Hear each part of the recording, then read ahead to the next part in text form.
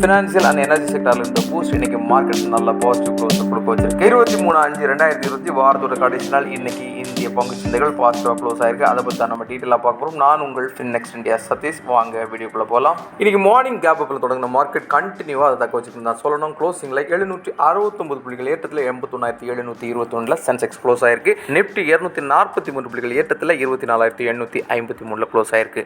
இருந்தாலும் சென்செக்ஸ் 82,000 மார்க்குக்கு கீழே, நிப்டி 25,000 மார்க்குக்கு கீழே தான் க்ளோஸ் ஆயிருக்குங்கிறத ஞாபகத்தில் வச்சுக்கோங்க. எனர்ஜி, எஃப்எம்சிஜி, ஃபினான்ஷியல் இருந்த பாசிட்டிவ் இன்னைக்கு மார்க்கெட்டுக்கு நல்லாவே பூஸ்ட் பண்ணிட்டு தான் சொல்லணும். ஜியோ, ஹெச்டிஎஃப்சி லைஃப், சொமோட்டோலாம் 2-3.25% வரைக்கும் இன்னைக்கு பாசிட்டிவ்ல இருந்தாங்க. ரொம்ப வருஷமாவே தூங்கிட்டு இருந்த ரிலையன்ஸ் பவர் இன்னைக்கு அரௌண்ட் 16% பாசிட்டிவ்ல க்ளோஸ் ஆயிருக்கு. கொனசா கன்சூமர் அரௌண்ட் 20% அப்பர் சர்க்யூட்ல பாசிட்டிவா க்ளோஸ் ஆயிருக்கு. இன்னைக்கு சூப்பர் ஸ்டார் ஸ்டாக்கும் இந்த ஸ்டாக் தான். இந்த வாரத்தோட சூப்பர் ஸ்டார் ஸ்டாக்கும் கொனசா கன்சூமர் தான். இந்த வாரத்தில் மட்டும் அரௌண்ட் 29% இந்த ஸ்டாக் பாசிட்டிவா க்ளோஸ் ஆயிருக்கு. டாடா டெலி சர்வீசஸும் 29% பாசிட்டிவா க்ளோஸ் ஆயிருக்கு. பாரத் எலக்ட்ரானிக்ஸ் 9.5% இந்த வாரத்தில் மட்டும் பாசிட்டிவா க்ளோஸ் ஆயிருக்குங்க. இன்னைக்கு நிப்டி 50ல லூசர் பார்த்தீங்கன்னா கிராசிம் இண்டஸ்ட்ரீஸ், சன் ஃபார்மா இருக்காங்க.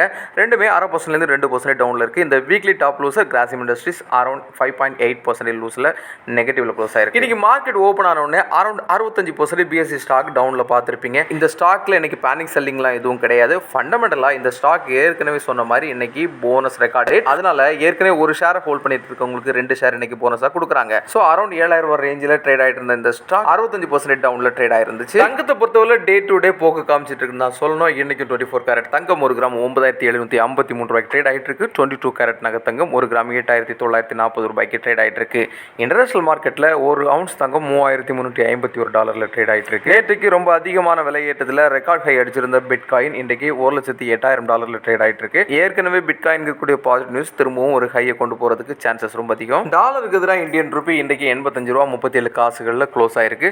ஸ்லைட் பாசிட்டிவாக இருந்தாலும் ரொம்ப பெரிய பாசிட்டிவ்னு சொல்ல முடியாது. எஃப்ஐக்களை பொறுத்தவரை நேற்றுக்கு 5,045 கோடி ரூபாய்க்கு இந்தியாவில் விற்றுருந்தாங்க.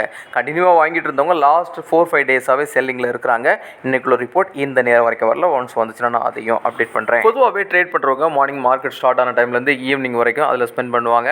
அப்படி டைம் ஸ்பெண்ட் பண்ணுறதுனால உங்களால் வெல்த்தை பெருசாக கிரியேட் பண்ண முடியாது. ஆனால் நீங்கள் இன்வெஸ்ட் பண்ணிவிட்டு எவ்வளோ டைம் வெயிட் பண்ணுறீங்களோ அது மூலமாக தான் உங்கள் வெல்த்தை நீங்கள் கிரியேட் பண்ண முடியும், பில்ட் பண்ண முடியும்.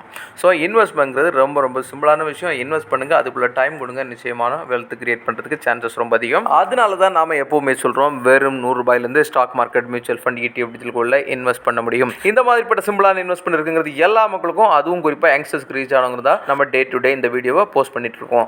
உங்களுடைய பங்கு சார்ந்த முதலீடுகளை நீங்கள் எடுக்கிறதுக்கு முன்னால உங்களோட ரிஸ்க் அப்பீல் என்னங்கிறத அண்டர்ஸ்டாண்ட் பண்ணி அதுக்கு இந்த மாதிரி இன்வெஸ்ட் பண்ணுங்க. இது முழுக்க education purpose. See you tomorrow, another super topic.